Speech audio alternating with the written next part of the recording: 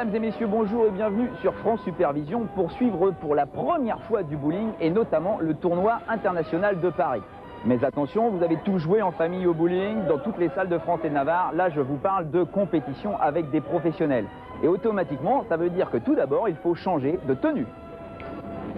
Voilà, vous avez changé de tenue. Maintenant, il va falloir que vous preniez une petite surcharge pondérale de 6 à 8 kg. Et ben, c'est le poids d'une boule de bowling. La boule de bowling arrive, vous la prenez bien en main, ça fait quand même un petit peu son poids. Et bien sûr, vous allez essayer de faire des strikes, c'est-à-dire d'avoir ces 10 quilles en bout de piste. Je vais vous faire une petite démonstration. Oh, et puis non, on va laisser la place aux compétiteurs, ce sera beaucoup mieux.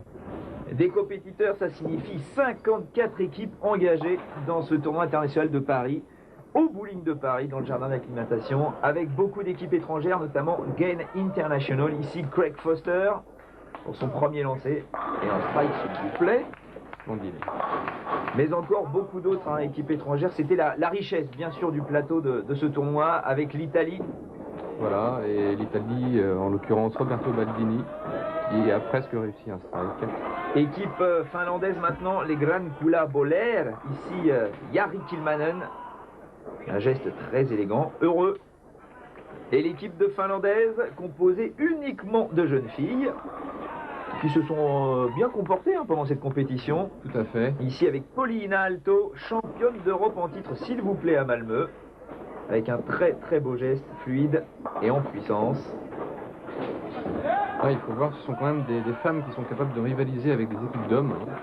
Équipe d'hommes, comme ici avec Angelo Leone, de l'équipe Allo du Parc, une équipe mixte avec plusieurs nationalités en fait. Absolument, une équipe mixte composée alors, en moitié, disons, de joueurs belges et de joueurs du nord de la France, de Lille en l'occurrence.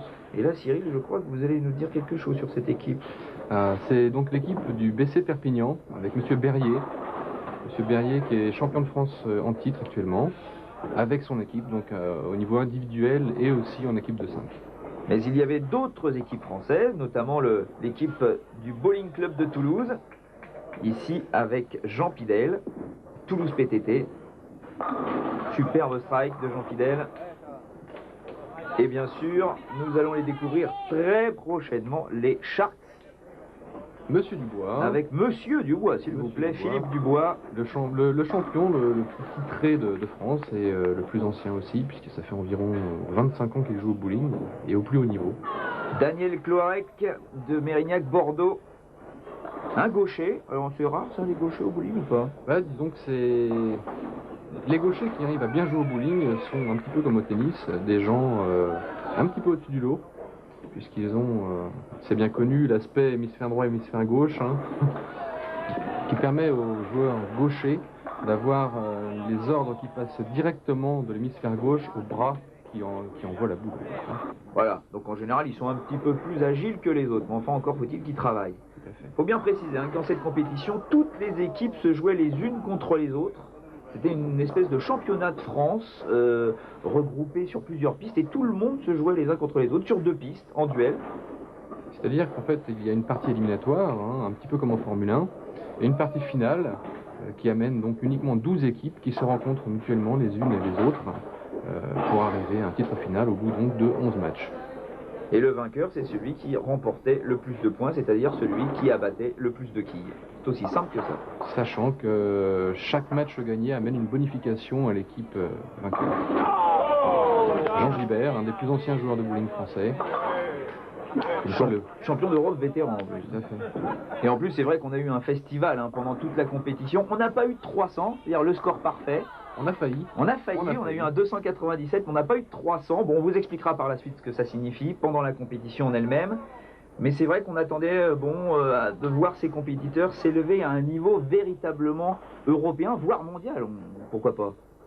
Il faut dire que les Européens se comportent très très bien au niveau mondial aussi. Donc les meilleurs Européens n'ont absolument aucun complexe à avoir face aux meilleurs mondiaux. Alors voilà, vous avez vu un petit peu toutes les équipes qui étaient présentes. Maintenant, on va vous présenter toute la préparation pour arriver à faire ces strikes, c'est-à-dire à descendre ces 10 quilles en bout de piste. Alors, Cyril, vous allez nous expliquer tout ce que fait à partir de là le joueur pour amener le strike. Alors, l'image est assez intéressante puisque ce joueur italien met du scotch dans sa boule Tout simplement parce que les boules de bowling sont percées en fait à la dimension des doigts de chaque joueur. Ce sont des boules très personnelles et les doigts gonflent et dégonflent suivant s'il fait chaud, froid, suivant le stress. Regardez là, par exemple, il sèche sa main parce qu'il y a un petit peu de transpiration. Le scotch permet, en rajoutant ou en enlevant, d'optimiser en fait le lâcher de la boule lorsqu'elle part en direction des quilles. C'est-à-dire que vous pouvez le remarquer, ils prennent leur boule d'abord dans les bras et ensuite ils se sèchent la main et ils essaient de la garder la moins longtemps en prise parce que sinon on sue en fait des doigts à l'intérieur de la boule. Là, vous avez pu observer que les joueurs nettoient, là il sèche sa main, bien sèche. Auparavant la boule a été nettoyée pour en retirer l'huile qui est déposée sur les pistes lors de la préparation afin que la boule soit vraiment dans de bonnes conditions. Et ensuite le lâcher, on y va. Petite concentration. Et voilà, la boule est partie. Alors, regardez, vous voyez, ça c'est le balancier. Le balancier ainsi que le lâcher de la boule qui permet en fait de... La main doit être en dessous la boule afin de la faire tourner sur elle-même et lui donner en fait une certaine trajectoire qui permet d'envoyer les quilles un petit peu dans tous les sens afin de les faire tomber le plus facilement possible. Et d'en faire tomber le plus possible en un seul lancer. Et que regarde le joueur au moment où il lâche sa boule? Eh bien, contrairement à ce que l'on pense, il ne regarde pas les quilles. Il regarde des repères noirs que vous voyez à peu près au niveau de l'épaule du joueur, qui sont en fait sur la piste. Vous voyez, là, il est passé sur ce qu'on appelle la 4e flèche en partant de la droite, donc qui permettent en fait de diriger la boule avec un savant calcul à la base. Regardez comment la boule tourne sur elle-même, ce qui permet de brasser les quilles et de les faire tomber en une seule fois. Et de faire un strike. Et de faire un strike, un magnifique 247, ce qui est quand même une très très belle partie. Le strike, c'est ce que tous ces compétiteurs vont essayer de réaliser à plusieurs reprises pour briller bien sûr dans ce tournoi international de Paris. Là, vous les voyez un petit peu tous en préparation juste avant le début du deuxième tiers-temps. Et on va vous présenter un petit peu les favoris de cette épreuve, en l'occurrence les Belges, avec Pierre Ravez ici, sur son premier lancer. Qui est un des tout meilleurs joueurs belges, avec Jean-Marc Lebon que nous verrons un petit peu plus tard. Après Pierre Ravez, il y a Guy Kempen, un petit nouveau. On ne savait pas encore quelle était sa valeur. Il s'est vraiment très très bien comporté pendant toute la compétition. Il a été formé par le meilleur joueur belge actuellement, un excellent espoir belge. Et un strike en plus. Regardez comment les quilles travaillent, c'est-à-dire comment elles sont agitées en fait lors du contact de la boule. Michael Alst, qui prend toujours un énorme temps de concentration avant de lâcher cette boule. C'est essentiel. Bien vous précisez que c'était du bowling par équipe de 5. Donc il y avait dans chaque équipe 5 joueurs. Voici le 4e de l'équipe de Belgique, Yves Van Eken. Ça a l'air tout simple, le bowling en fait. Pourtant, quand on joue comme ça dans les salles de France, souvent on fait des rigoles. Mais là, bien sûr, ce sont des quasi-professionnels. À ce niveau, vous aurez peu de chances de voir des rigoles, quand même. Et vous allez découvrir le 5e et dernier joueur de l'équipe de Belgique, c'est-à-dire le grand monsieur de Belgique au niveau du bowling, Jean-Marc Lebon. Qui est un des meilleurs joueurs amateurs européens actuellement. En étant certainement le meilleur joueur belge. Alors un exemple flagrant de la rotation de la boule, regardez comment les quilles partent dans tous les sens. Regardez la quille qui est à droite, qui n'a pas réussi à retirer la quille de coin. Certainement la boule n'était pas optimum, et n'était pas travaillée suffisamment au niveau de l'effet. C'est un petit peu comme au billard. Les boules, qui ne sont pas des billes au bowling, tournent sur elles-mêmes et envoient les quilles dans tous les sens afin de pouvoir les abattre en un seul lancer, ce qui est quand même l'objectif. Sachant qu'on a quand même le droit à 2 lancers pour enlever les quilles. Est-ce que Jean-Marc Lebon a un titre individuel marquant dans sa carrière? Il a débuté très très fort à 18 ans, puisqu'il a remporté les internationaux de France de bowling, qui sont l'équivalent du Roland-Garros au niveau tennis pour le bowling. Bien, on a vu l'équipe de Belgique, maintenant vous avez l'équipe de Hollande, ici, sous vos yeux. Alors bien sûr, ça fait partie des grandes équipes favorites encore de cette compétition. La Belgique, on vous l'a montré, et la Hollande, qui est quand même championne du monde en titre, par équipe de 5. Et vous avez là le monsieur Van den Bosch, qui est quand même déjà un monsieur malgré son jeune âge dans le bowling, puisqu'il a été champion d'Europe junior il y a maintenant 4 ans. et qu'il est présent sur tous les gros tournois européens. Ensuite, vous avez Martin Snelting. L'actuel tenant du titre champion d'Europe en équipe, qui sera remis en cause d'ici 2 ans, puisque les championnats d'Europe se passent tous les 4 ans dans le bowling. Et c'est une équipe jeune, hein. Tout à fait. La Hollande a énormément investi sur la jeunesse, contrairement à d'autres pays européens, et le résultat s'est fait sentir puisqu'ils sont actuellement champions du monde. Hein. C'est la meilleure équipe du monde au niveau amateur. 4e joueur de cette équipe hollandaise, Nico Tienpont. Qui lui, par contre, mis à part le fait qu'il est quand même champion du monde en équipe, est un petit peu moins titré que ses collègues. Oui, mais enfin, c'est quand même déjà bien champion du monde. C'est un excellent joueur. Et vous allez avoir la vedette, c'est-à-dire Michael Sasson. Le plus jeune joueur de la compétition et néanmoins, très certainement et de loin, le meilleur, puisqu'il est semi-professionnel aujourd'hui au niveau européen. Et en plus, il n'a que 17 ans. Il a commencé à jouer au bowling à 8 ans. Comme quoi on peut commencer très très jeune. Mais justement, cet âge, est-ce que c'est pas un handicap au niveau de la force? Parce que c'est vrai que les boules de bowling pèsent assez lourd. L'objectif pour des jeunes joueurs de 8 à 10 ans est en fait d'acquérir un geste. Le résultat au niveau des quilles est secondaire. La force arrivera sur 14-15 ans et à ce moment-là, les résultats se feront sentir rapidement puisque le geste aura été acquis. Alors justement, on va observer un petit peu la force mentale de Michael Sasson qui était opposé à l'équipe d'Italie. Bon, pas lui tout seul, hein, c'était l'équipe de Hollande face à l'Italie. Et vous allez voir là, l'Italien vient de faire un strike et Michael Sasson est obligé d'en faire un. Et bien sans problème. Et regardez ce visage très concentré, très fermé. Ce qui est exceptionnel à un âge aussi précoce. On le reverra, Michael Sasson, sans problème dans le futur, mais aussi dans l'immédiat dans cette compétition. Puisqu'il a posé de gros problèmes à l'autre équipe qui a brillé dans ce tournoi international de Paris et que vous allez découvrir très très bientôt, c'est-à-dire l'équipe française, les Z de Saint-Gratien, qui ont particulièrement brillé dans cette compétition. C'est vrai qu'on ne les attendait pas à ce niveau-là quand même. Hein. Il faut savoir que dans l'équipe des Z de Saint-Gratien, vous avez quand même 2 joueurs en espace France, puisque cette compétition représentait aussi un test pour les joueurs qui vont aller disputer la Coupe d'Europe fin mai. Et dans cette équipe de Saint-Gratien, vous avez quand même 2 joueurs de l'espace France. Imaginez-vous, voici le classement provisoire, les BCZ de Saint-Gratien en tête devant la Belgique et la Hollande. Ça a été quand même une grosse surprise. En l'occurrence, Thierry Cador à l'écran, qui est très certainement le leader de cette équipe. La preuve, encore un strike. Et Thierry Cador qui a été le seul joueur à s'approcher du score merveilleux de 300. C'est lui qui a réalisé 297 points, c'est-à-dire 297 quilles. 3 malheureuses petites quilles lui ont manqué sur le dernier lancé. Vous avez là Monsieur Riguet. Monsieur Riguet qui est un bon joueur aussi, qui ne fait pas partie de l'Espace France par contre. Jean-Pierre Riguet qui se concentre pour son 2e lancé. Observez la 2e boule, elle va tout droit. Vous voyez, sur le sphère, la boule va tout droit puisqu'il est beaucoup plus simple d'abattre 1 ou 2 quilles avec une boule qui va tout droit. Vous avez là Monsieur Thomas qui a fait une très très grosse moyenne durant ce week-end. Certainement un des espoirs français aussi qui s'est révélé lors de cette compétition. Thierry Cador, vous l'avez reconnu, grâce à ses petites lunettes cerclées d'écailles. Patrick Hébert.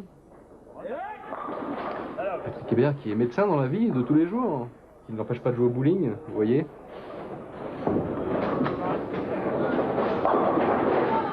Un joueur qui a déjà 20 ans de carrière, puisqu'il approche de la quarantaine. Et le 5e et dernier joueur de cette équipe de Saint-Gratien, Patrick Vattiez. Il faut quand même souligner qu'il a réalisé un 300 aux États-Unis en mai 1995. C'était à Miami. Et en plus, il faut quand même préciser qu'ils ont réalisé, les Z de Saint-Gratien, un record de France sur une partie en équipe de 5 avec 1219 quilles abattues, histoire de célébrer le 32e anniversaire de cette manifestation. Voilà, je suis en compagnie de Robert Perriot, directeur sportif du bowling de Paris, à l'intérieur duquel se déroule cette compétition. Il serait temps maintenant, avant la dernière ligne droite, de faire un petit bilan de cette compétition. Est-ce qu'on peut parler d'un niveau européen, voire un niveau mondial? Oui, très très haut niveau européen.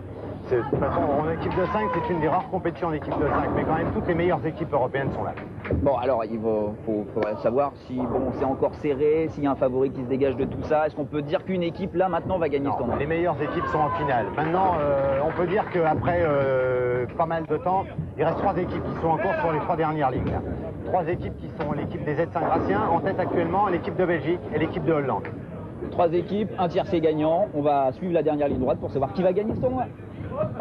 Oui, c'est la grande question que tout le monde se pose parce que pour la grande finale, on a affaire aux 2 grands favoris, c'est-à-dire la Hollande avec son maillot orange et la Belgique. Eh bien, c'est ce que nous vous proposons de suivre sur France Supervision, c'est-à-dire un match qui va certainement être de très très haute qualité. Et voici le classement provisoire. Rendez-vous compte, seulement 24 quilles d'écart entre les Belges, premiers actuellement, et l'équipe de Saint-Gratien, 3e. Donc autant vous dire que tout ça est très très serré. Allez, c'est parti pour la finale. Avec Jan van Best qui a le privilège d'effectuer le premier lancer. Pas terrible d'ailleurs, hein. Il a fait une petite erreur. Ah, ça commence bien mal pour nos amis hollandais. Et ça suit avec Van den Bosch. Ça a été le gros problème, hein, de toute façon pour la Hollande, c'est que toujours un petit peu de mal de se mettre dans les parties. Alors que regardez la Belgique avec Michael Heist qui commence tout de suite par un strike. Un petit peu heureux puisqu'il n'était pas forcément bien positionné au niveau de la boule. Voilà, un spare réussi, donc la deuxième boule pour abattre les 2 quilles restantes sur les 10. Oui, de toute façon à ce niveau-là, c'est obligatoire. C'est soit un strike, soit un spare, sinon c'est perdu. Il faut savoir que le joueur qui laisse une quille sur le bout de la piste, au bout de 2 lancers, prend un sérieux handicap face à l'adversaire.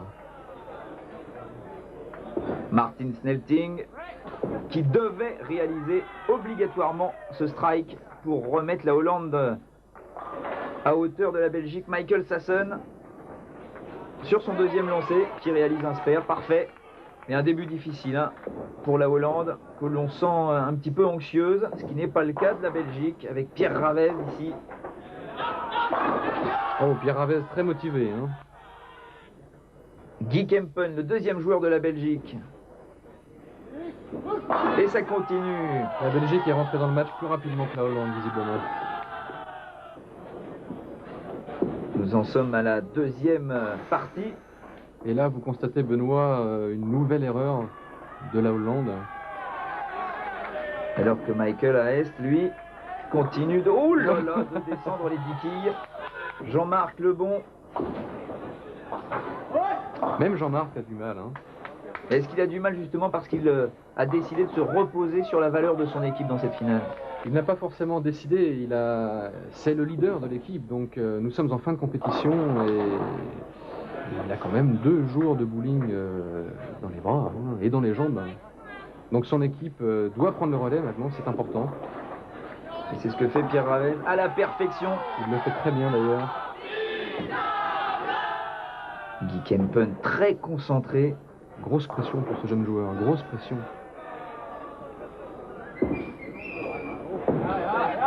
Sans problème. Et il faut bien préciser que les Belges, à ce moment-là de la finale, nous sommes au milieu à peu près de la finale, à la fin de la 4e frame. Les Belges mènent de 44 points, de 44 quilles d'avance sur les Hollandais, ce qui prouve un petit peu leur humeur extravagante. Mais il faut que les Hollandais se ressaisissent et vous allez voir que les Hollandais savent se ressaisir. Ils sont motivés ces Hollandais. Les champions du monde en titre, hein. Ils savent que ce n'est jamais terminé. Yves Van Eken. Aïe, aïe, aïe. Attention, l'équipe de Belgique qui commence à perdre un petit peu de sa superbe.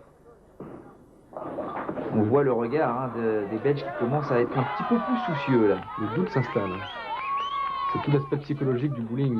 On passe en fait pas mal de temps